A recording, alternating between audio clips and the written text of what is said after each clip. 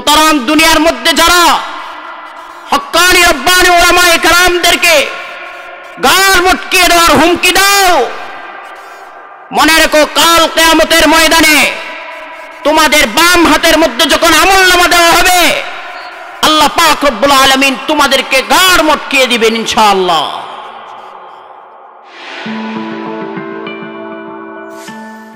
Ayubi media, অপসংস্কৃতি মুক্ত আধুনিক ভিডিও সেন্টার। আলহামদুলিল্লাহ নাহমাদুহু ওয়া নাস্তাঈনুহু ওয়া নাস্তাগফিরুহু ওয়া নু'মিনু বিহি ওয়া নাতাওয়াক্কালু আলাইহি ওয়া নাউযু বিল্লাহি মিন শুরুরি আনফুসিনা ওয়া মিন সাইয়্যাতি আ'মালিনা। من يهده الله فلا مضل له ومن يضلله فلا هادي له، ونشهد أن لا إله إلا الله وحده لا شريك له، ونشهد أن سيدنا وسندنا وحبيبنا وطبيبنا وطبيب قلوبنا وأعلانا وأجلانا وأتقانا محمد الذي أرسله الله بالحق كافة للخلق بشيرا ونذيرا وداعيا إلى الله بإذنه وسراجا وقمرا منيرا.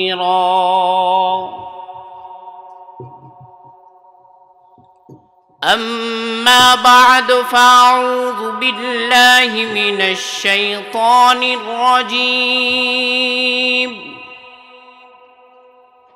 بسم الله الرحمن الرحيم.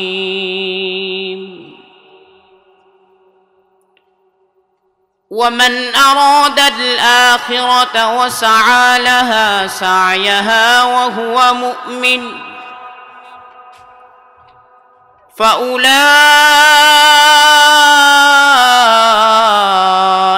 كان سعيهم مشكورا. وقال تعالى: يا أيها الذين آمنوا قوا أنفسكم وأهليكم نارا. وقال الصادق المصدوق صلى الله عليه وسلم: مروا أولادكم بالصلاة إذا بلغوا 7 سنين واضربوهم إذا بلغوا 10 أو كما قال النبي صلى الله عليه وسلم. بارك الله لنا ولكم في القرآن العظيم. سبحانك لا علم لنا إلا ما علمتنا إنك أنت العليم الحكيم.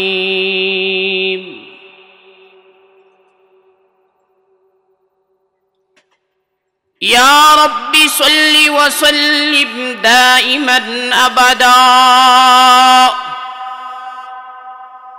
يا رب صل وسلم دائما أبدا على حبيبك خير الخلق كلهم. بلغ العلا बिकमालिही कशफद्दुजा बिजमालिही हसनत जमीउ खिसालिही सल्लु अलैहि वालिही। मुहम्मद की मोहब्बत दीन हक़ की शर्त अव्वल है, उसी में हो अगर खामी तो ईमान नामुकम्मिल है। बलगल उला बिकमालिही कशफद्दुजा बिजमालिही हसनत जमीउ खसालिही सल्लु अलैहि वालिही। खुदा खुद है खरीदार मुहम्मद, खुदा खुद है खरीदार मोहम्मद। खुदा मिलता है दरबारे मोहम्मद। बलगल उला बिकमालिही कशफद्दुजा बिजमालिही हसनत जमीउ खसालिही सल्लु अलैहि वालिही। नसीमा जान बेबतहा गुजर कुन, नसीमा जान बेबतहा गुजर कुन ज़े अहवालम मुहम्मद रा खबर कुन। बलगल उला बिकमालिही कशफद्दुजा बिजमालिही हसनत जमीउ खसालिही सल्लु अलैहि वालिही।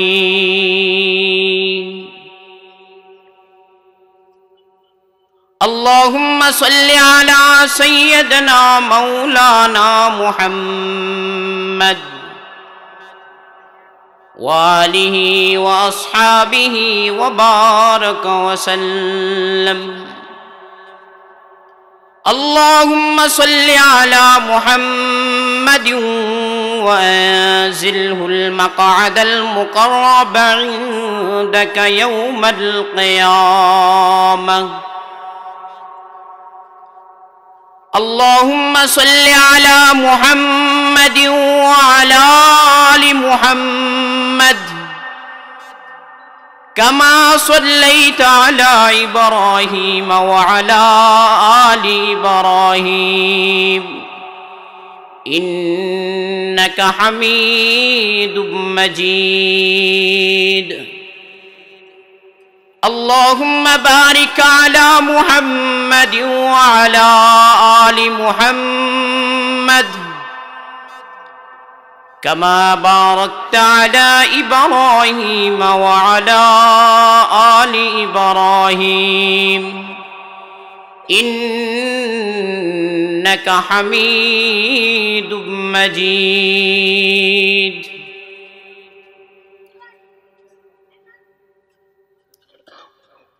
কক্সবাজার জেলার অন্তর্গত রশিদনগর পানিছড়া গ্যারেজ শিশু কিশোর ইসলামী ছাত্র সংগঠনের উদ্যোগে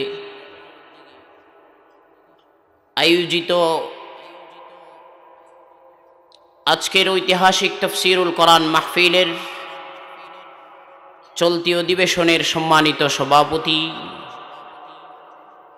মঞ্চে উপবিষ্ট সম্মানিত উলামায়ে কেরাম,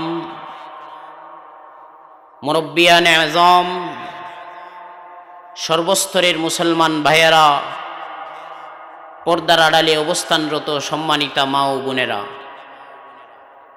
সর্বপ্রথম মহান রব্বুল আলামিনের আলিশান দরবারে শুকরগুজার হচ্ছি,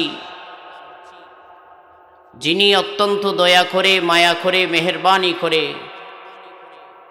উম্মতের এই ক্রান্তি লগ্নে সমূহ বলা মুসিবত থেকে হেফাজত করে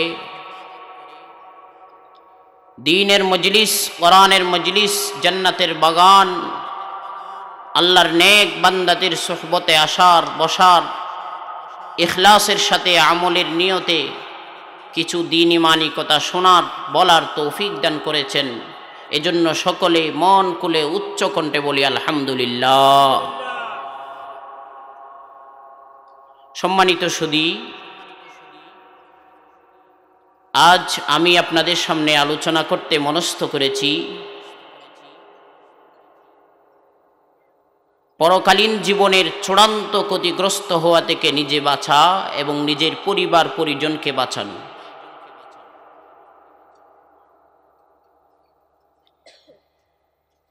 বিষয়বস্তুর সাথে সামঞ্জস্য রেখে কোরআনে করিমের দুইখানা আয়াতে করিমা আপনাদের সামনে তিলাওয়াত করেছি। আহাদিসে শরীফা সাল্লাল্লাহু আলাইহি ওয়াসাল্লাম থেকে একটি মাত্র হাদিসের অংশ আপনাদের সামনে পাঠ করেছি। তিলাওয়াতকৃত আয়াত এবং হাদিসকে সামনে রেখে নির্দিষ্ট সময়ের ভেতরে বিষয়বস্তুর উপর কোরআন এবং হাদিসের কষ্টি পাথরে আপনাদের সামনে আংশিক আলোচনা করার আশা আল্লাহ পাক রব্বুল আলামিন আমাদের সকলকে বোঝার এবং আমল করার তৌফিক দান করুন। সম্মানিত সুধী, আপনাদের মনে প্রায়শই একটি প্রশ্ন জেগে থাকে, যেই সমস্ত দ্বীনি মাহফিল, সেমিনার, সিম্পোজিয়াম, সভা সমাবেশে আমরা যাই, প্রায়শ জায়গায় দেখা যায় পরকালীন জীবনের বিভিন্ন সেক্টর নিয়ে আলোচনা করা হয়, আখেরাতের জীবনের বিভিন্ন সাইট নিয়ে আলোচনা করা হয়। খুব কম সময় পার্থিব জীবনের সফলতা, দুনিয়ার জীবনের তরক্কি সংক্রান্ত আলোচনা করা হয়।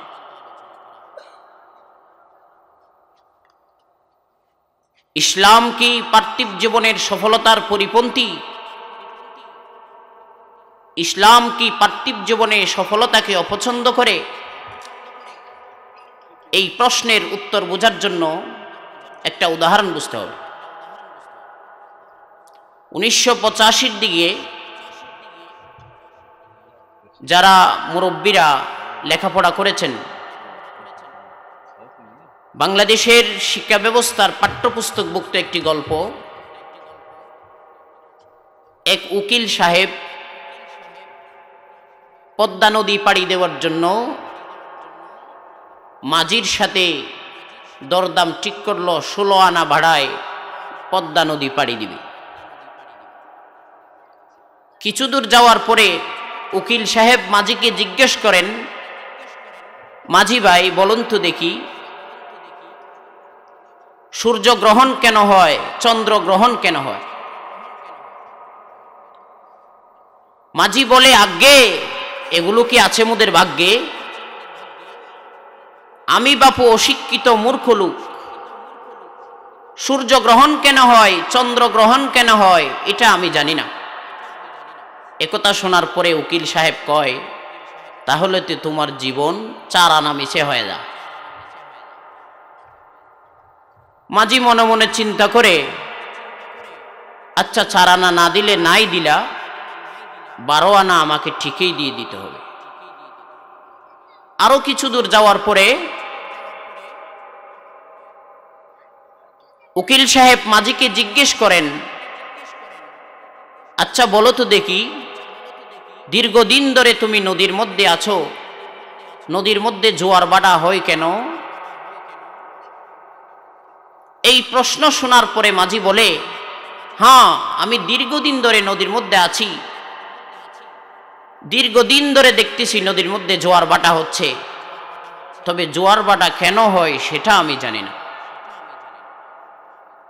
একথা বলতে না বলতে একটি চাপের মধ্যে পড়ে নৌকা উল্টে যায়। মাঝি কোনো মতে সাঁতার কেটে নদী পাড়ি দেয়। ওই পারে গিয়ে দেখে উকিল সাহেব ডুবু ডুবু অবস্থা। মাঝি জিজ্ঞেস করে, উকিল সাহেব, বাপু আপনি কি সাঁতার জানেন না? ও বলে, না আমি সাঁতার জানি না। বুঝে থাকলে বলুন, সূর্যগ্রহণ এবং চন্দ্রগ্রহণ সম্পর্কে জানার দরকার আছে কিনা? জোয়ার বাটা কেন হয় জানা দরকার আছে কিনা? তবে এর চেয়ে বেশি জরুরি এবং প্রয়োজন হলো সাঁতার শিখা। আজ মাঝি সাঁতার না জানার কারণে স্থায়ী ক্ষতির মধ্যে পতিত হয়েছে। ঠিক তেমনি ভাবে পার্থিব জীবনে সফলতা যদি অর্জন করতে নাও পারো, দুনিয়াতে উল্লেখযোগ্য হারে যদি তরক্কি করতে নাও পারো, তেমন বেশি ক্ষতিগ্রস্ত হতে হয় না যতটুকুন ক্ষতিগ্রস্ত হতে হয় পরকালীন জীবনের স্থায়ী ক্ষতি হতে নিজেকে বাঁচাতে না পারলে। এজন্য আজকে আপনাদের সামনে আমি এই বিষয়বস্তুটাকে চয়ন করলাম। পরকালীন জীবনের চূড়ান্ত ক্ষতি হতে, পরকালীন জীবনের স্থায়ী ক্ষতি হতে নিজেকে বাঁচার উপায় কি, এই সম্পর্কে কোরআন এবং হাদিসের মধ্যে বহু আয়াতে করিমা, আহাদিসে শরীফা বর্ণিত হয়েছে। এই সম্পর্কে ভালোভাবে বোঝার জন্য বিষয়বস্তুটা আরো স্পষ্ট হওয়া দরকার। পরকালীন জীবনের চূড়ান্ত ক্ষতি বলতে কি বোঝায়? পরকালীন জীবনের স্থায়ী ক্ষতি বলতে কি বোঝায়?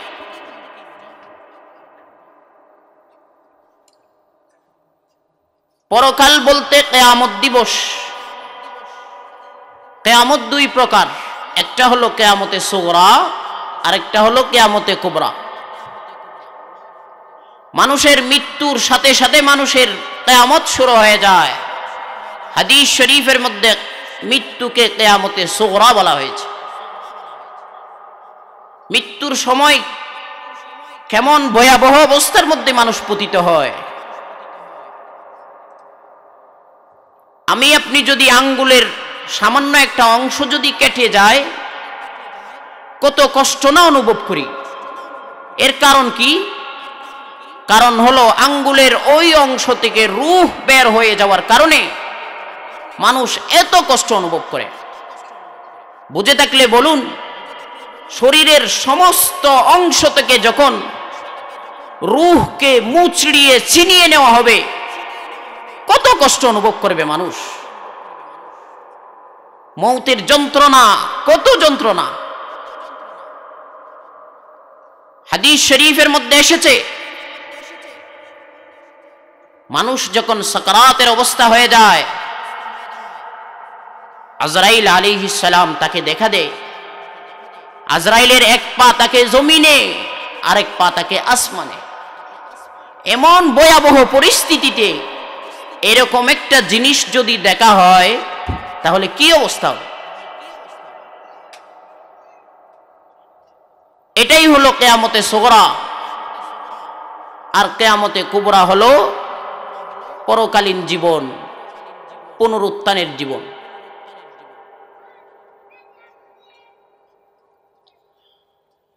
মুহাম্মদ আরবি সাল্লাল্লাহু আলাইহি ওয়াসাল্লাম বলেন, কিয়ামতের ময়দানে সমস্ত মানুষ, কিয়ামতের ময়দানে সমস্ত মানুষ বস্ত্রহীন ভাবে এবং উলঙ্গ অবস্থায় উত্থিত হবেন। কারো গায়ে কাপড় থাকবে না। আম্মা জান আয়েশা সিদ্দিকা রাদিয়াল্লাহু তাআলা আনহা জিজ্ঞেস করলেন, ওগো আল্লাহর হাবিব, মানুষ যদি উলঙ্গ অবস্থায় উত্থিত হয়, বস্ত্রহীন ভাবে যদি মানুষ উত্থিত হয়, একজন আরেকজনের দিকে তাকিয়ে লজ্জাবোধ করবে না? একজন আরেকজনের দিকে তাকালে শরম করবে না? আল্লাহ পাকের হাবিব মুহাম্মদ আরবি সাল্লাল্লাহু আলাইহি ওয়াসাল্লাম বলেন, আয়েশা কিয়ামতের ময়দানে এমন ভয়াবহ অবস্থা সৃষ্টি হয়ে যাবে, এমন কঠিন পরিস্থিতির মধ্যে মানুষ পতিত হয়ে যাবে, একজন আরেকজনের দিকে তাকানোর সুযোগ হবে না। মানুষ উপরের দিকে তাকিয়ে থাকবে আর বলতে থাকবে, ইয়া রব্বি নফসি, হায় আজকে আমার কি অবস্থা হবে।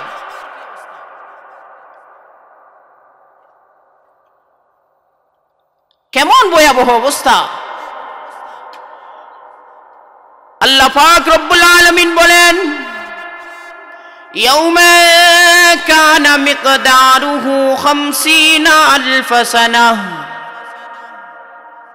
কিয়ামত দিবস 50,000 বছর পর্যন্ত দুই পায়ের তালু পরিমাণ জায়গায় বান্দাকে দাঁড়িয়ে থাকতে হবে। মুসলমান বন্ধুরা আমার, এখানেই শেষ নয়।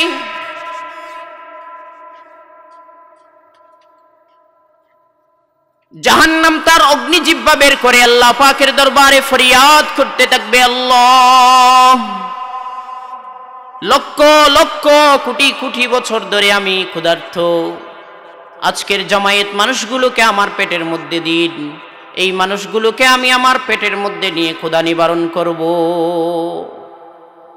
জাহান্নাম তার অগ্নিজিহ্বা বের করে মানুষকে ভয় দেখাতে থাকবে। জাহান্নামের মধ্যে ধাও ধাও আগুন জ্বলতে থাকবে। দুনিয়ার মধ্যে যদি কাউকে রশি দিয়ে বেঁধে রাখা হয়, তার সামনে যদি একটা বিষাক্ত সাপকে ছেড়ে দেওয়া হয়, একটা হিংস্র জন্তুকে যদি ছেড়ে দেওয়া হয়, বলুন তো দেখি কি অবস্থা হবে। সেদিন কোনো পরিচয় চলবে না।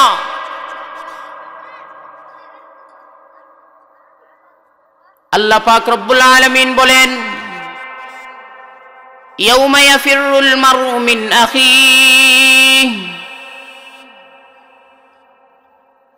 ওয়া উম্মিহি ওয়া আবিহি ওয়া সাহিবাতিহি ওয়া বানিহি।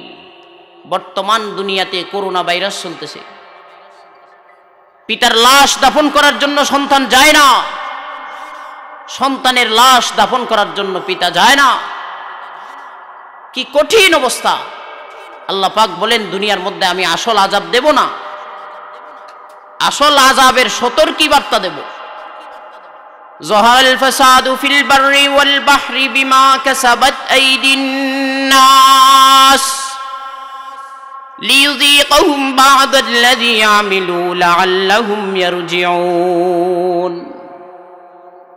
বিভিন্ন সময় আল্লাহ পাক রব্বুল আলামিন রেড সিগন্যাল দেয়, সতর্ক সংকেত বাজায়, বান্দা ফিরে এসো।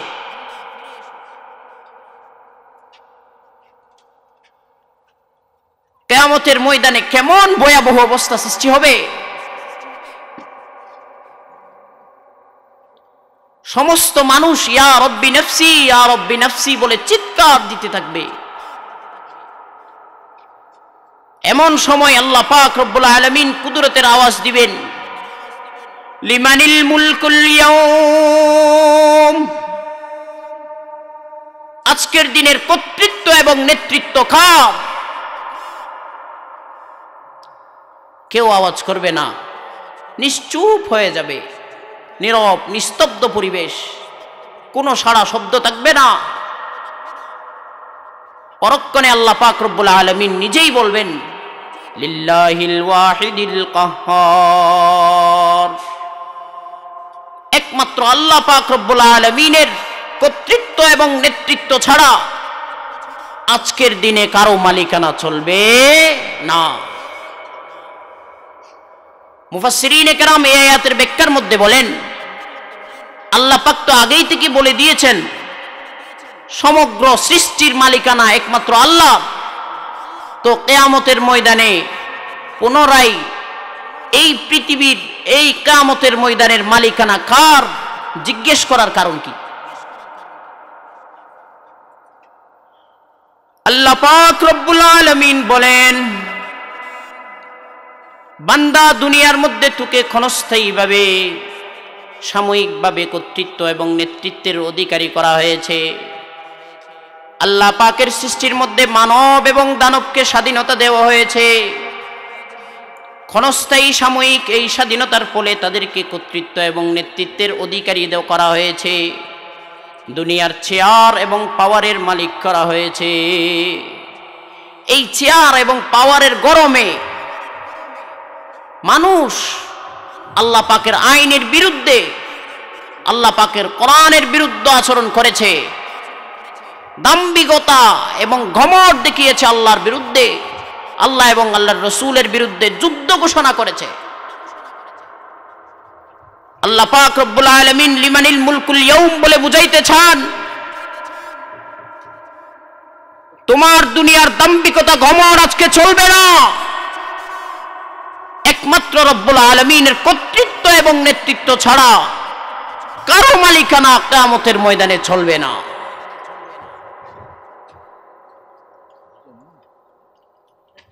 কেমন ভয়াবহ অবস্থা সৃষ্টি হবে।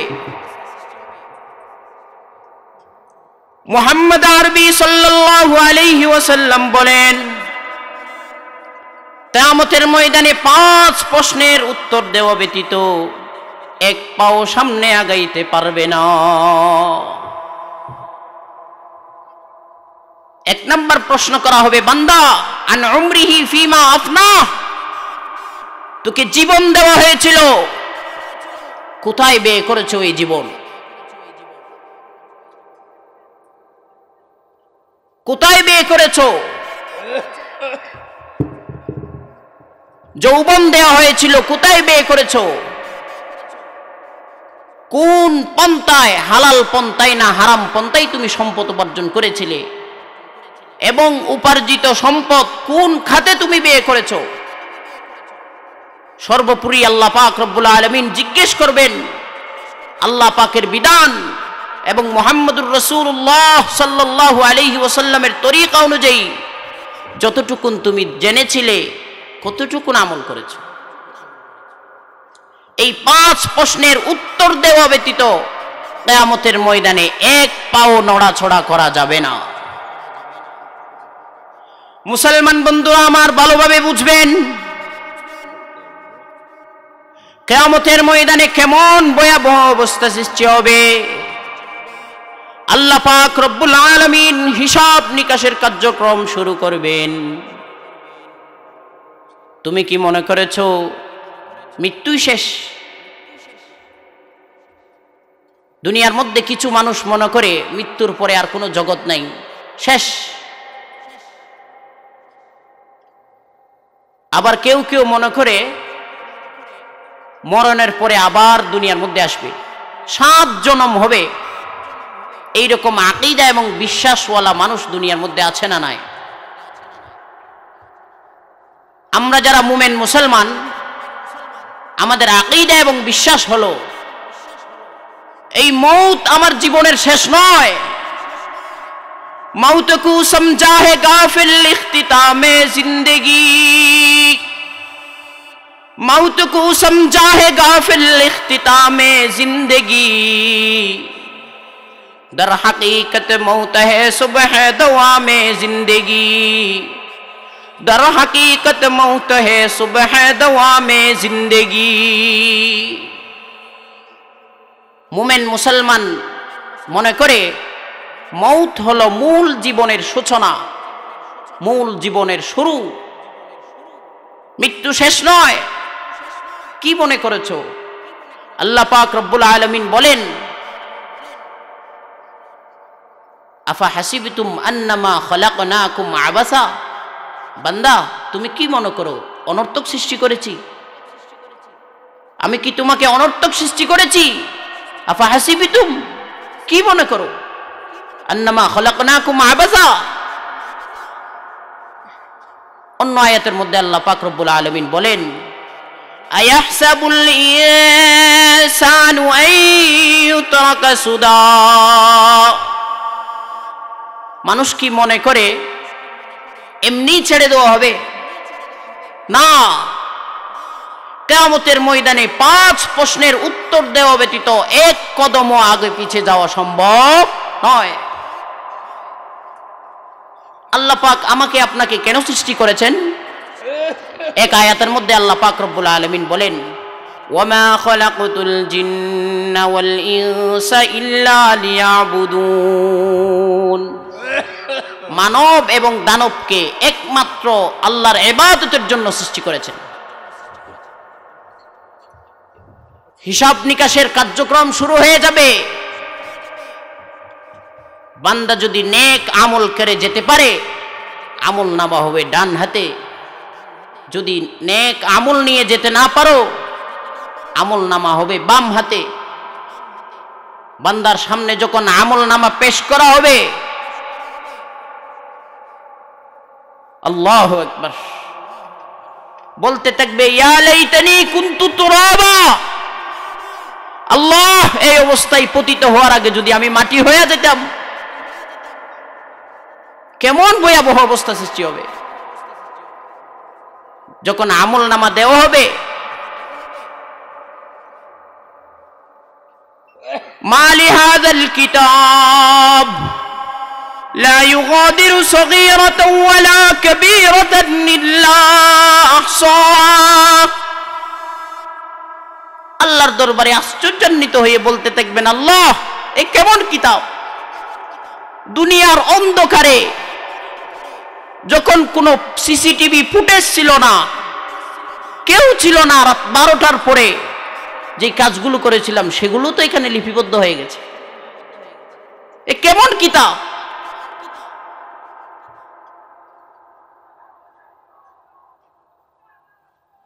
বান্দা আফসোস করে বলতে থাকবে, মালি হাযাল কিতাব লা ইউগাদিরু সগীরাতান ওয়ালা কাবীরাতান ইল্লা আহসাহা। ছোট বড় কিছুই তো বাদ দেয়নি। নেককার হলে আল্লাহ পাক রব্বুল আলামিন ডান হাতের মধ্যে আমলনামা দান করবেন। যার ডান হাতে আমলনামা হবে সে তো কামিয়াব হয়ে যাবে, সে তো সফল কাম হয়ে যাবে।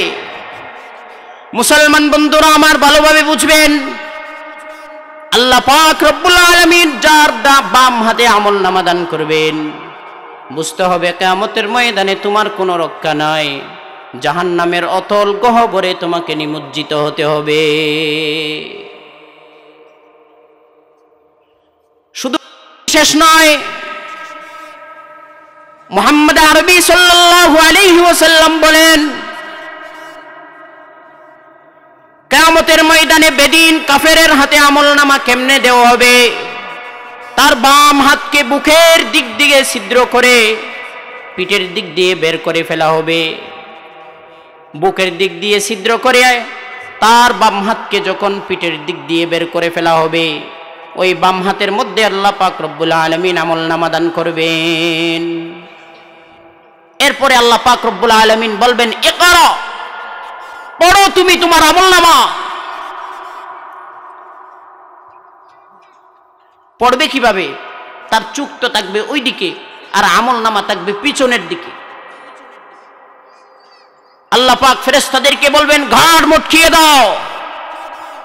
কিয়ামতের ময়দানে ঘাড় মটকিয়ে দেওয়া হবে। এরপরে বলবেন, ইকরা, পড়ো তোমার আমলনামা। সুতরাং দুনিয়ার মধ্যে যারা হক্কানি রব্বানি উলামায়ে কেরামদেরকে ঘাড় মটকিয়ে দেওয়ার হুমকি দাও, মনে রেখো কাল কিয়ামতের ময়দানে তোমাদের বাম হাতের মধ্যে যখন আমলনামা দেওয়া হবে, আল্লাহ পাক রব্বুল আলামিন তোমাদেরকে ঘাড় মটকিয়ে দিবেন ইনশাআল্লাহ। মুসলমান বন্ধুরা আমার ভালো করে বুঝবেন,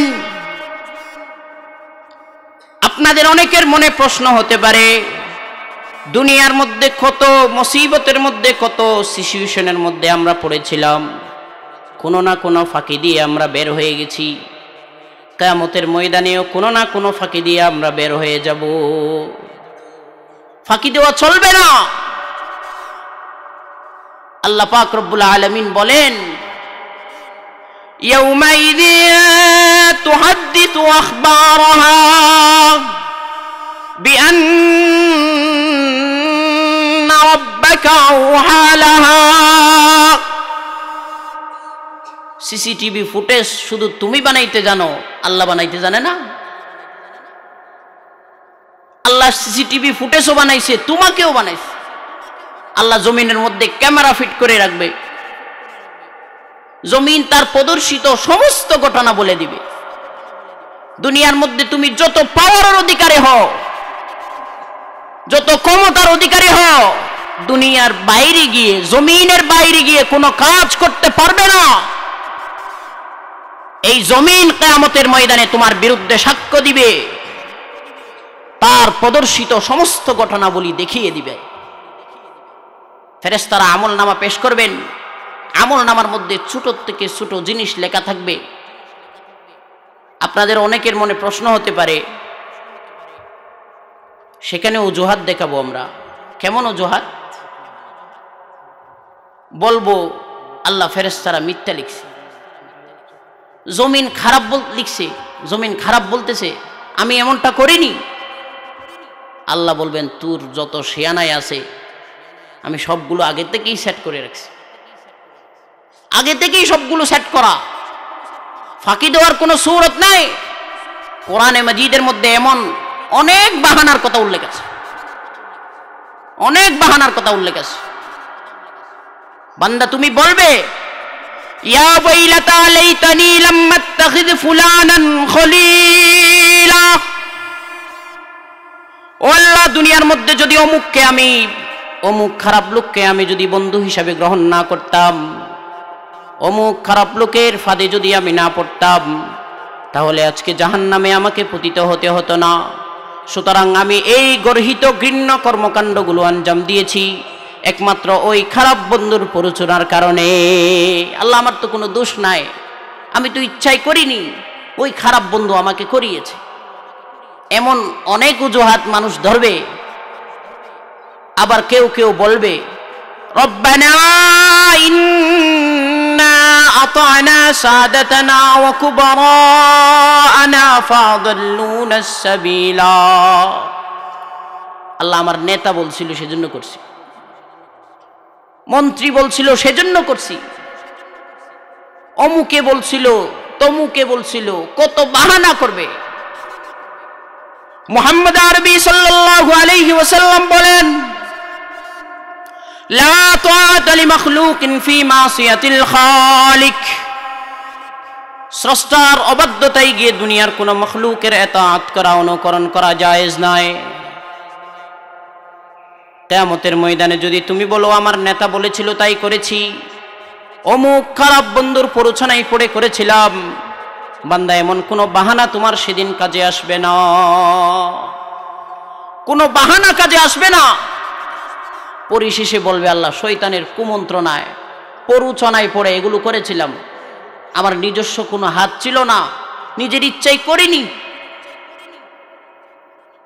আল্লাহ শয়তানকে ডাক দিবেন, ও কি বলতেছে এগুলো একটু শোনো তো দেখি। শয়তান বলবে আল্লাহ তাকে একটু জিজ্ঞেস করুন, ও কি দুনিয়ার মধ্যে কোনোদিন আমাকে দেখেছিল? দেখেনি তো, তাহলে আমার নামে চালিয়ে দিচ্ছে কেন? আর আমি এই পাওয়ার তো আপনার থেকে খুঁজেই নিয়েছি। এজন্য কিয়ামতের ময়দানে কোনো ফাঁকি দেওয়া চলবে না। বান্দা পরকালীন জীবনের স্থায়ী ক্ষতি হতে যদি নিজেকে বাঁচাতে চাও, নিজের কলিজার টুকরা সন্তানদেরকে যদি বাঁচাতে চাও, তাহলে আল্লাহ পাক রব্বুল আলামিন যেই ব্যবস্থাপত্র আমাদেরকে দান করেছেন, ওই ব্যবস্থাপত্র অনুসরণ করা ছাড়া, আমল করা ছাড়া বিকল্প কোনো ব্যবস্থা নাই। এখন মানুষ যখন চূড়ান্তভাবে জেনে যাবে, এখন তার কোনো পথ নাই, সিদ্ধান্ত হয়ে গেছে জাহান্নামের মধ্যে চলে যেতে হবে। আল্লাহ পাক রব্বুল আলামিন বলবেন খুযূহু ফাগুল্লূহু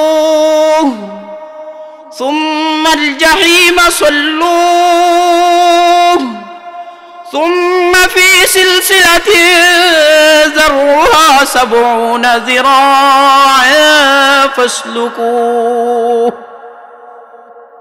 আগুনের বেড়ি দিয়ে গলার মধ্যে পেঁচিয়ে টানতে টানতে চেঁচড়াইতে চেঁচড়াইতে জাহান্নামের অতল গহ্বরে নিক্ষেপ করা হবে। বান্দা পালানোর কোনো সুযোগ নাই। ওয়াসিকাল্লাযীনা কাফারু ইলা জাহান্নামা যুমারা, কোনো সুযোগ নাই, এই ফাঁকিবাজি চলবে না। কেমন ভয়াবহ অবস্থা সৃষ্টি হবে। বর্তমান বিজ্ঞানের ভাষ্য অনুযায়ী আমরা যেই সূর্য দেখতে পাই, এই সূর্য আমাদের থেকে 9,30,00,000 মাইল দূরে অবস্থান করে। এরপরেও গ্রীষ্মকালীন সময়ে গরমের তীব্রতা থেকে বাঁচার জন্য কত উপায় আমরা অবলম্বন করতেছি। এসি লাগায়, ফ্যান লাগায়, এরপরও কি গরম থেকে রেহাই পাওয়া যায়? যায় না। মুহাম্মদ আরবি সাল্লাল্লাহু আলাইহি ওয়াসাল্লাম বলেন, কিয়ামতের ময়দানে এই সূর্যের আলোকে 70 গুণ বৃদ্ধি করে দেওয়া হবে। বান্দাতুর 1 হাত উপরে সূর্যকে স্থান করা হবে। এমন তীব্র তাপ হবে এই সূর্যের, বান্দা তোমার মাথার মগজ গড় গড় করে সিদ্ধ হতে থাকবে। এমন কঠিন পরিস্থিতির মধ্যে তোমার সন্তান তোমার কাজে আসবে না, তোমার পিতা তোমার কাজে আসবে না। সন্তান পিতা থেকে পলায়ন করতে থাকবে, পিতা সন্তান থেকে পলায়ন করতে থাকবে, কেউ কাকে পরিচয় দিবে না। এমন কঠিন ভয়াবহ অবস্থা থেকে, কিয়ামতের এই বিভীষিকাময় অবস্থা থেকে নিজেকে যদি রক্ষা করতে হয়, নিজের কলিজার টুকরা পরিবারকে যদি রক্ষা করতে হয়, আল্লাহ পাক রব্বুল আলামিন প্রদত্ত যেই ব্যবস্থাপত্র আল্লাহ পাক রব্বুল আলামিন দিয়েছেন, ওই ব্যবস্থাপত্র আমল করা ছাড়া কোনো সম্ভব নয়। এজন্য আল্লাহ পাক রব্বুল আলামিন কোরআনে মাজিদের মধ্যে বলেন, ومن أراد الآخرة وسعى لها سعيها وهو مؤمن فأولئك كان سعيهم مشكورا।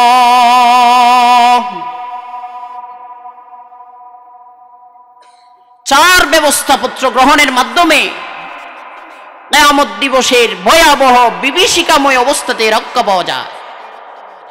এই চার ব্যবস্থাপত্র কি? 1 নম্বর ব্যবস্থাপত্র হলো, বান্দা তোমাকে সহিহ মুমিন মুসলমান হতে হবে। সহিহ মুমিন মুসলমান হওয়া ছাড়া কিয়ামত দিবসে কোনো পরিচয় কাজে আসবে না।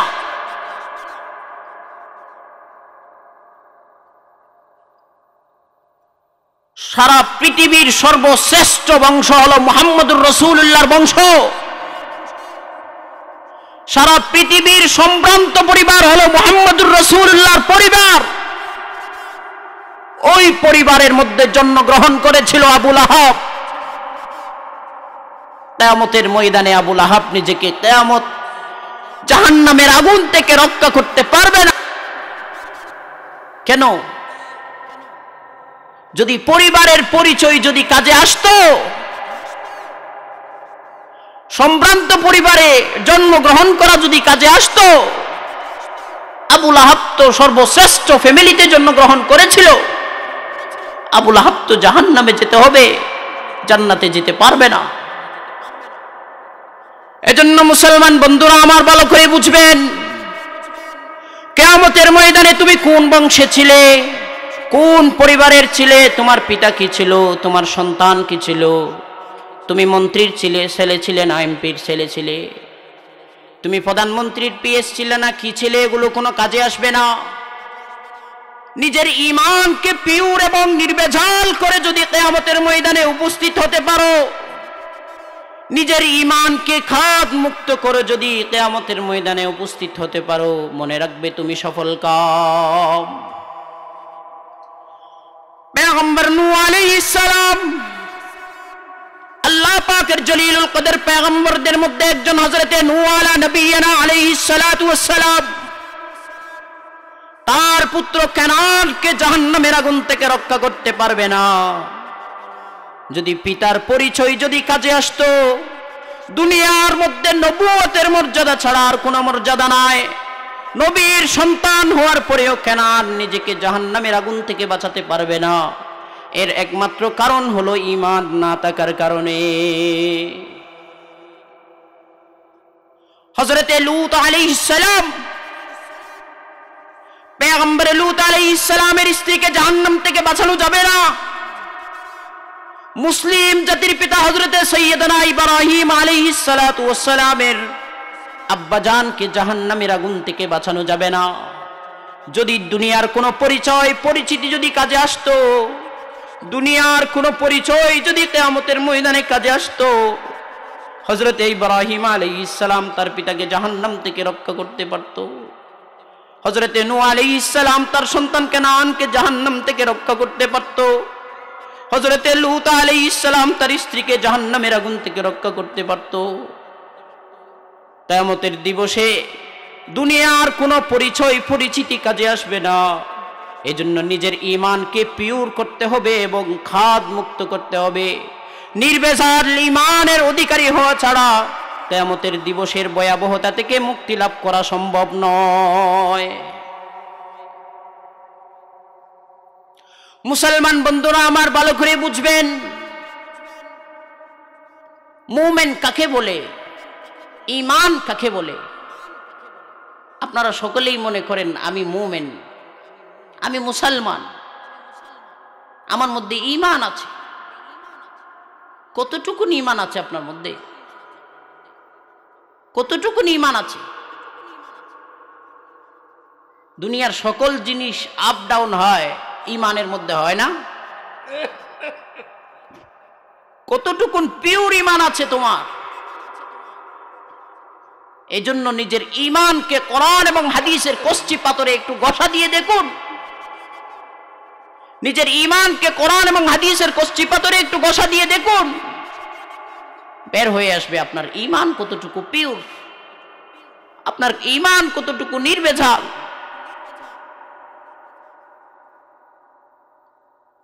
সারা পৃথিবীর উম্মতের উলামায়ে কেরাম এই বিষয়ে একত্রতা পোষণ করেছেন।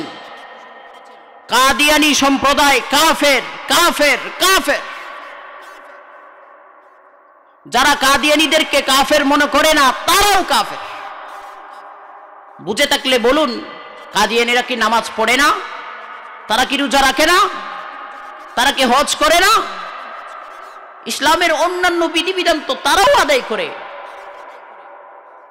কিন্তু তাদেরকে কাফের বলা হচ্ছে কেন?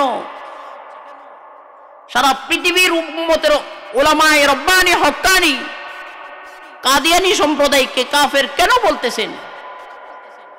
এর একমাত্র কারণ হলো মুহাম্মদুর রাসূলুল্লাহ সাল্লাল্লাহু আলাইহি ওয়াসাল্লামকে শেষ নবী হিসেবে না মানার কারণ। কোরআনের অনেক একটি মাত্র আয়াতকে অস্বীকার করার কারণে যদি কাদিয়ানী কাফের হয়, ও মুসলমান, আমরা যারা নিজেকে মুসলমান দাবি করতেছি, বাংলাদেশের কিছু সুশীল সমাজ বুদ্ধিজীবী নিজেকে মুসলমান হিসেবে পরিচয় দিচ্ছে।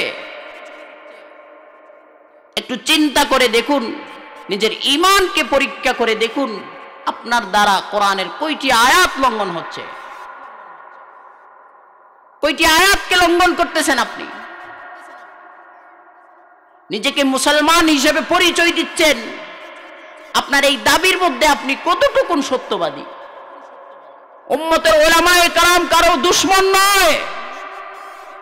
উম্মতের উলামায়ে কেরাম সর্বদা চায় তোমাদেরকে জাহান্নামের আগুন থেকে রক্ষা করতে। এজন্য একটু কোরআন এবং হাদিসের কষ্টি পাথরে নিজের ঈমানকে ঘষে দেখুন, বের হয়ে আসবে আপনার ঈমান কতটুকু খাদ মুক্ত, আপনার ঈমান কতটুকু নির্ভেজাল। মুহাম্মদ আরবি সাল্লাল্লাহু আলাইহি ওয়াসাল্লাম যখন দুনিয়া থেকে চলে যাবেন, জিবরিল আলাইহিস সালাম এবং আজরাইল আলাইহিস সালাম দুজনেই এসে উপস্থিত। আল্লাহ পাকের হাবিবকে বলেন, ওগো হাবিব, আল্লাহ পাক রব্বুল আলামিন আমাদেরকে পাঠিয়েছেন, আপনার যদি মন চাই দুনিয়ার মধ্যে আরো থাকতে চাইলে থাকতে পারেন, আর যদি আল্লাহর দিদারে চলে যেতে চান তাহলে চলে যেতে পারবেন। একথা শোনার পরে মুহাম্মদ আরবি সাল্লাল্লাহু আলাইহি ওয়াসাল্লামের চোখের মধ্যে অশ্রু এসে গেল, এমন জোরে কাঁদতে লাগলো হাবিবে কিবরিয়া। জিবরিল জিজ্ঞেস করে, ওগো হাবিব, আপনি কাঁদতেছেন কেন? মুহাম্মদ আরবি সাল্লাল্লাহু আলাইহি ওয়াসাল্লাম বলেন, জিবরিল আমি তো চলে যাব দুনিয়ার থেকে, আমার পাগলা উম্মতের কি অবস্থা হবে? কি অবস্থা হবে আমার উম্মতের? আল্লাহ পাক রব্বুল আলামিন জিবরিলকে বলতেছেন, জিবরিল আমার হাবিবকে বলো, আমার হাবিবের কোন উম্মত যদি যাররা পরিমাণ নির্ভেজাল পিওর ঈমান নিয়ে কিয়ামতের ময়দানে উপস্থিত হতে পারে, আমি আল্লাহ তাকে নাজাত দিয়ে দেব। ও মুসলমান, নিজের ঈমানকে একটু পরীক্ষা করে দেখুন, কতটুকু নির্ভেজাল ঈমানের অধিকারী। আজকে মুসলমান ঘরের সন্তানেরা, আমি বহির্বিশ্বের কথা বলছি না, বাংলাদেশের কথা বলতেছি, ইসলামের শাশ্বত বিধান জিহাদকে আজকে সন্ত্রাস আখ্যা দেওয়া হচ্ছে। ইসলামের শাশ্বত বিধান জিহাদকে জঙ্গিবাদ আখ্যা দেওয়া হচ্ছে।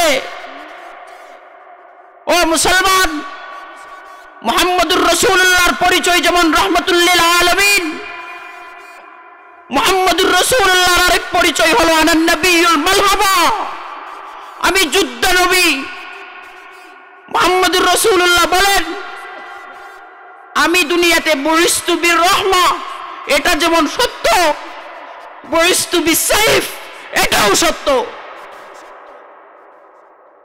আজকে মুহাম্মদুর রাসূলুল্লাহ সাল্লাল্লাহু আলাইহি ওয়াসাল্লামের বিধান জিহাদকে সন্ত্রাস আখ্যা দেওয়া হচ্ছে। কোন খ্রিস্টান বলতেছে না, কোন ইহুদি বলতেছে না, মুসলমান ঘরের সন্তানরা বলতেছে, নিজেদেরকে মুমিন পরিচয় দিয়ে, মুসলমান পরিচয় দিয়ে ইসলামের শাশ্বত বিধানকে সন্ত্রাস আখ্যা দিচ্ছে। আপনি নিজেকে প্রশ্ন করে দেখুন, কাদিয়ানী সম্প্রদায় যদি একটি মাত্র আয়াতকে স্বীকার করার কারণে কাফের হয়ে যায়, আপনি কোন দাবিতে মুমিন থাকেন? আপনি কোন দাবিতে মুসলমান থাকেন? এজন্য মুসলমান বন্ধুরা আমার, নিজের ঈমানকে পিওর করতে হবে। নিশানে মর্দে মুমিন বাত গুয়ম, কেবর আয়াত তবসুম বার লুবেও। মুমিন কাকে বলে? সহজ করে বলতে চাইলে দুটি জিনিস। এক নাম্বার, আল্লাহ পাকের বিধানকে পূর্ণাঙ্গ রূপে বিশ্বাস করা। দ্বিতীয়, আল্লাহর রাসূলের তরিকাকে পূর্ণাঙ্গ রূপে বিশ্বাস করা। এই দুই জিনিসের নাম হলো মুমিন। মুমিন হতে চাইলে এই দুই জিনিস অবশ্যই লাগবে। এক নাম্বার, আল্লাহ পাকের বিধানকে পূর্ণাঙ্গ রূপে বিশ্বাস করা। দ্বিতীয়ত, আল্লাহর রাসূলের তরিকাকে পূর্ণাঙ্গ রূপে বিশ্বাস করা।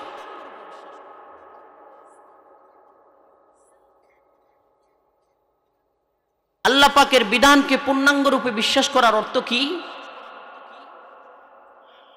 মুসলমান বন্ধুরা আমার, আমি আপনি যখন মক্তবে গিয়েছিলাম, মক্তবের মধ্যে আমরা পড়েছিলাম ওযু ভাঙার কারণ হলো 7টি, নামাজ ভাঙার কারণ হলো 14টি।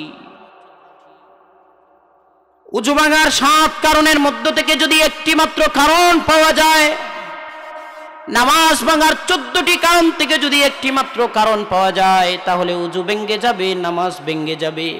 বুঝে থাকলে বলুন, ওযু ভঙ্গ হওয়ার জন্য 7 কারণ একই সাথে পাওয়া যেতে হবে, না একটি মাত্র কারণ পাওয়া গেলে ওযু ভেঙে যায়? নামাজ ভঙ্গ হওয়ার জন্য 14টি কারণ একই সাথে পাওয়া যেতে হয়, না একটি মাত্র কারণ পাওয়া গেলে নামাজ ভেঙে যায়?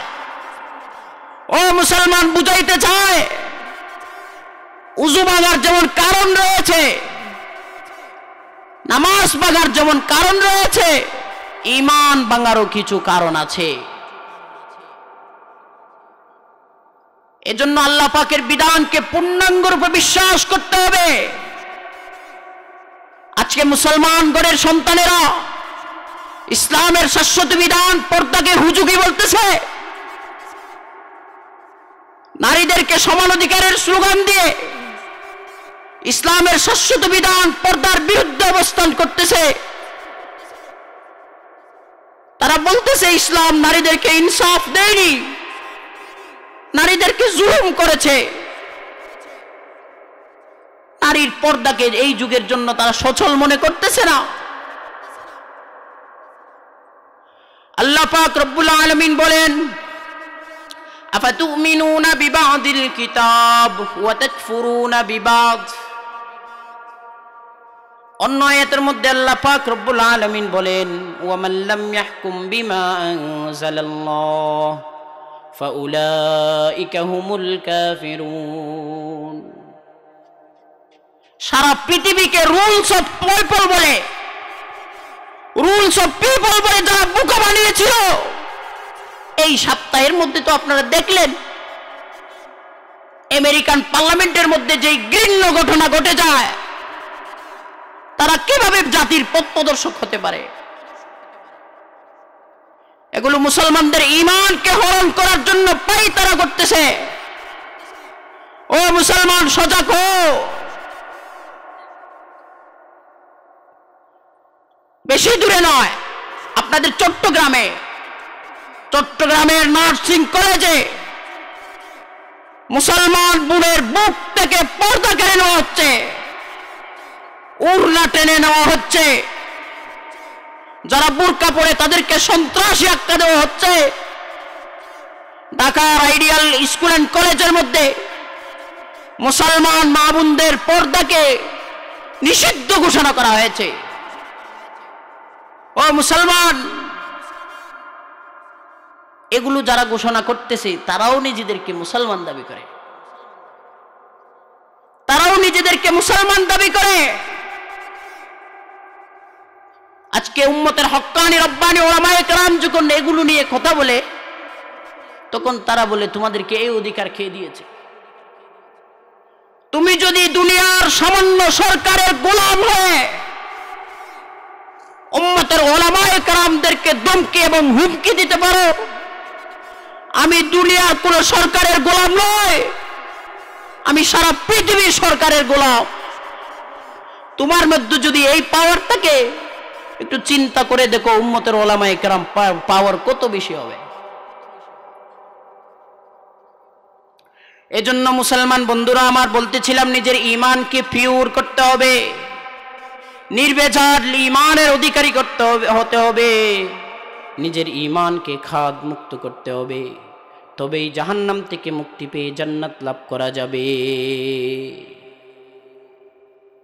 যদি নিজের ঈমান বানাইতে না পারো,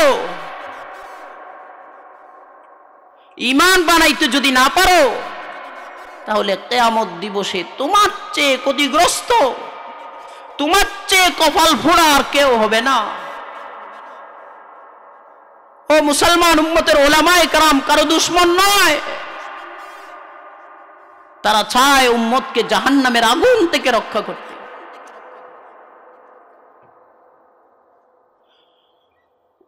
আজকে কথিত কিছু বুদ্ধিজীবী তারা বলে ইসলাম নারীদেরকে জুলুম করেছে, ইসলাম নারীদের সাথে ইনসাফ করেনি। ও মুসলমান, ভালো করে, নারীর সর্বোচ্চ শক্তি সম্পদ হলো নারীর পর্দা, নারীর সম্ভ্রম। একজন নারীর সব আছে, কিন্তু তার যদি সম্ভ্রম হানি হয়, তার যদি ইজ্জত লুটে যায়, তাহলে দুনিয়াতে তার কোনো সম্মান থাকে না। নারীদের এমন কিছু কাজ রয়েছে যেগুলো পুরুষরা চাইলেও করতে পারে না। নারীরা সন্তান প্রসব করে, কোনো পুরুষ সন্তান প্রসব করতে পারে না। নারীরা প্রসব বেদনা সহ্য করে, কোনো পুরুষ চাইলেও প্রসব বেদনা সহ্য করতে পারে না। নারীরা সন্তান জন্ম দেয়, কোনো পুরুষ চাইলেও সন্তান জন্ম দিতে পারে না। এজন্য নারীদের এমন কিছু কাজ রয়েছে যেগুলো কোনো পুরুষ চাইলেও করতে পারে না। আল্লাহ পাক রব্বুল আলামিন বলেন, তোমার সর্বশ্রেষ্ঠ সম্পদ হলো তোমার সম্ভ্রম, তোমার সর্বশ্রেষ্ঠ সম্পদ হলো তোমার ইজ্জত। এই ইজ্জতকে যদি তুমি রক্ষা করতে চাও, তোমার প্রতি অর্পিত দায়িত্বকে যদি তুমি পুঙ্খানুপুঙ্খানুভাবে আদায় করতে চাও, তোমার জন্য সবচেয়ে ভালো পরিবেশ হলো তোমার ঘর। এজন্য আল্লাহ পাক রব্বুল আলামিন বলেন, ওয়াকানা ফি বুয়ুতিকুন্না ওয়ালা তাবাররাজনা তাবাররুজাল জাহিলিয়াতিল উলা। ইসলাম নারীকে গলা টিপে ধরেনি, ইসলাম নারীকে জুলুম করেনি। আজকে ইহুদি খ্রিস্টানদের দালালেরা মুসলমান বোনের ইজ্জত লুণ্ঠন করার জন্য, মুসলমানদের মা বোনের সম্ভ্রমকে হানি করার জন্য সারা বিশ্বের বাজারে মুসলমানদের মা বোনদেরকে পণ্যে পরিণত করার জন্য কথিত নারীবাদী নামে স্লোগান দিচ্ছে। ও মুসলমান, নিজেকে সজাগ করতে হবে। পর্দার বিরুদ্ধে কথা বলা মানে ঈমানের বিরুদ্ধে কথা বলা। মুসলমান নিজের জানের সাথে আপোষ করতে পারে, নিজের মাল দিয়ে আপোষ করতে পারে, কিন্তু ঈমানের বিষয়ে যদি কোনো বিষয় আসে মুসলমান আপোষ করতে জানে না। এজন্য মুসলমান বন্ধুরা আমার, নিজের ঈমানকে পিওর করতে হবে, নিজের ঈমানকে খাদ মুক্ত করতে হবে, নিজের ঈমানকে নির্ভেজাল করতে হবে। কেমনে করবেন? বলেছিলাম কোরআন এবং হাদিসের কষ্টি পাথরে একটু ঘষা দিয়ে দেখুন আপনার ঈমান কোন পর্যায়ে। আল্লাহ বলেন, ওয়ামান লাম ইয়াহকুম বিমা আনজালাল্লাহু ফাউলাইকা হুমুল কাফিরুন। আজকে যদি কোরআনের শাসনের কথা বলা হয়, বলে কোন যুগের কথা বলতেছো? এগুলো এখানে চলে না, পাকিস্তানে চলে যাও। এই জমিনের মালিকানা আল্লাহর। चीनो अरब हमारा, हिंदू से तो हमारा, मुस्लिम है हम वतन है सारा जहां हमारा। বাংলাদেশের মালিকানা যে আল্লাহর, পাকিস্তানের মালিকানাও সে আল্লাহর, আফগানিস্তানের মালিকানাও সে আল্লাহ। সুতরাং বাংলাদেশের মধ্যে যদি কেউ কোরআনের কথা বলাকে বাধা দেয়, কোরআনের মাহফিলকে যদি বাধা দেয়, ও মুসলমান, তোমার ঈমান কোথায় গিয়ে ঠেকেছে নিজেকে প্রশ্ন করে দেখো। উম্মতের উলামায়ে কেরাম তো তোমাদের ক্ষমতার বিরুদ্ধে কথা বলেনি, উম্মতের উলামায়ে কেরাম তো তোমাদের চেয়ারের বিরুদ্ধে কথা বলেনি। উম্মতের উলামায়ে কেরাম তখনই কথা বলেছেন যখন ইসলামের শাশ্বত বিধান পর্দার বিরুদ্ধে কথা বলা হয়েছে, ইসলামের শাশ্বত বিধান পর্দা নিয়ে কটূক্তি করা হয়েছে। এজন্য মুসলমান বন্ধুরা আমার, নিজের ঈমানকে ঠিক করতে হবে। কেমনে ঠিক করবেন? ফেরাউনের এক বাদী ছিল, নাম ছিল মাস্তা। কিছু ঈমান দীপ্ত ঘটনা শুনেন, এই সমস্ত ঘটনা শুনলে নিজের ঈমান তাজা হয়। আল্লাহ পাকের হাবিব বলেন, জাদ্দিদু ঈমানাকুম, তোমরা তোমাদের ঈমানকে নবায়ন করো। মাঝে মাঝে ঈমানের পাওয়ার ড্যামেজ হয়ে যায়। ফ্রান্সের মধ্যে মুহাম্মদুর রাসূলুল্লাহকে নিয়ে কটাক্ষ করা হলো, কটূক্তি করা হলো। বাংলাদেশের মধ্যে আলহামদুলিল্লাহ হাজারো যুবক প্রতিবাদ জানিয়েছে। আমার বাপের বিরুদ্ধে বলো, আমার মায়ের বিরুদ্ধে বলো, সহ্য করব। মুহাম্মদুর রাসূলুল্লাহর ইজ্জত নিয়ে সওয়াল করো, বাংলাদেশের মুসলমান কোনোদিনও সহ্য করবে না। এটা প্রমাণ করে দিয়েছে। এটা ঈমানের বিষয়। এজন্য মুসলমান সব দিক দিয়ে আপোষ করতে জানে, কিন্তু ঈমানের বিষয়ে মুসলমান আপোষ করতে জানে না। ও মুসলমান, বলতেছিলাম ফেরাউনের এক বাদী ছিল, নাম ছিল মাস্তা। একদিন তার হাতের হাত থেকে একটি প্লেট পড়ে যায়। ওই পড়ে যাওয়া প্লেটটা যখন মাটির থেকে কুড়িয়ে নেয়, মাস্তা বলে, বিসমিল্লাহির রহমানির রহিম। ফেরাউনের মেয়ে কথা শোনার পরে বলে, ও মাস্তা, তুমি কার নাম নিয়েছো? মাস্তা বলে, কার নাম নিয়েছো জানোনি? আমি কার নাম নিয়েছি জানোনি? আমি ওই সত্তার নাম নিয়েছি, আল্লাযী রব্বি, যিনি আমার রব। রব্বাক, তোমার রব। ও রব্বা আবাইক, তোমার পিতা মাতার রব। ও রব্বাল আলামিন, যিনি সমগ্র জাহানের রব। আমি সেই রবের নাম নিয়েছি। ফেরাউনের মেয়ে তো বড় অবাক, আরে কয় কি? ফেরাউনের মেয়ে তাড়াতাড়ি ফেরাউনের কাছে গিয়ে বলে, আব্বা আপনার চেয়ে বড় খোদা, বড় রব কি আর কেউ আছে? ফেরাউন তো নিজেকে মনে করেছে আনা রব্বুকুমুল আলা। আল্লাহ পাক রব্বুল আলামিন ফেরাউনকে মুহলত দিয়েছেন। ফেরাউন তো মহারাগ, কি বলস কি, চুরি তো চুরি, আরো সিনা চুরি। আমাদের চট্টগ্রামের ভাষায় বলে থানার দুয়ারে ডাকাতি চলে। ফেরাউনের ঘরে বসে রব্বুল আলামিনের সাথে কন্টাক্ট করতেছে মাস্তা।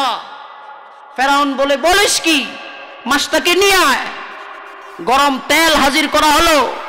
মাস্তাকে বলা হলো, মাস্তা তুই কার কথা বলতেছিস? আমাকে আসল রব হিসাবে মেনে নে, আমাকে বড় খুদা হিসাবে মেনে নে।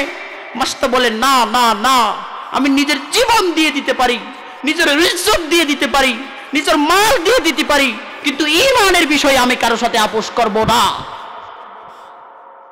ফেরাউন বারবার বলে, বলো কি? মাস্টার কোলে দুধের সন্তান ছিল, ওই দুধের সন্তানকে গরম তেলের মধ্যে নিক্ষেপ করা হলো। গরম তেলের মধ্যে দুধের সিধু পড়তে দেরি, তার রূহ আল্লাহর দরবারে চলে যাচ্ছিল।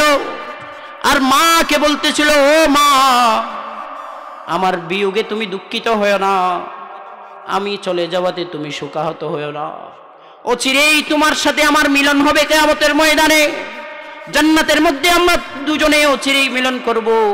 এই জন্য এই জালিম কাফেরের কাছে তুমি নত হয়েও না, তোমার ঈমানকে বিক্রি করিও না, আমার বিয়োগে তুমি দুঃখিত হয়েও না। মাস্তা বলে, আমাকেও দিয়ে দাও, কিন্তু ঈমানের বিষয়ে আমি আপোষ করতে পারবো না।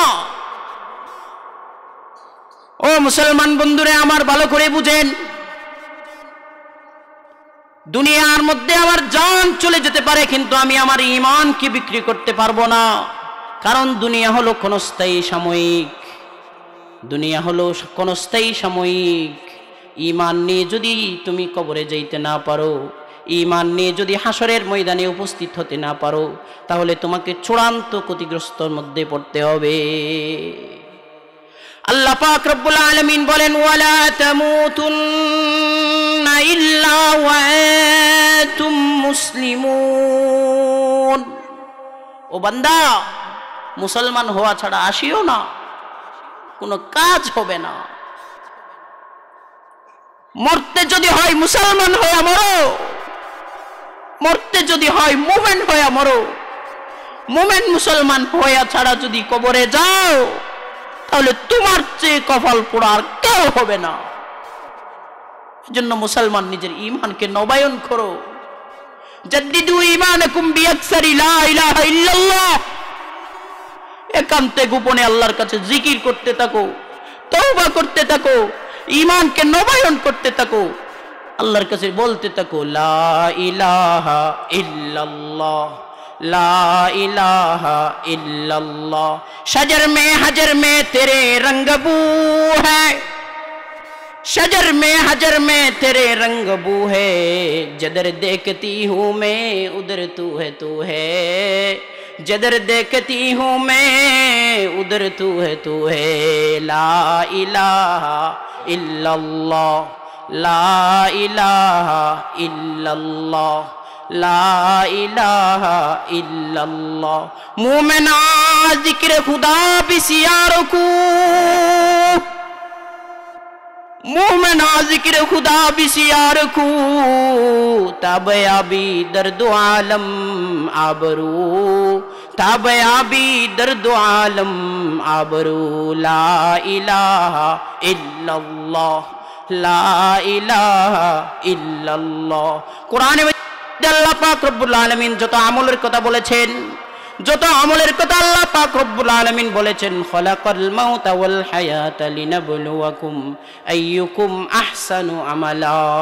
প্রত্যেক আমল আহসান আহসান আহসান, কিন্তু জিকিরের বেলায় আহসান নয়। উযকুরুল্লাহ যিকরান কাসীরা কাসীরা কাসীরা। বান্দা বেশি বেশি জিকির করো।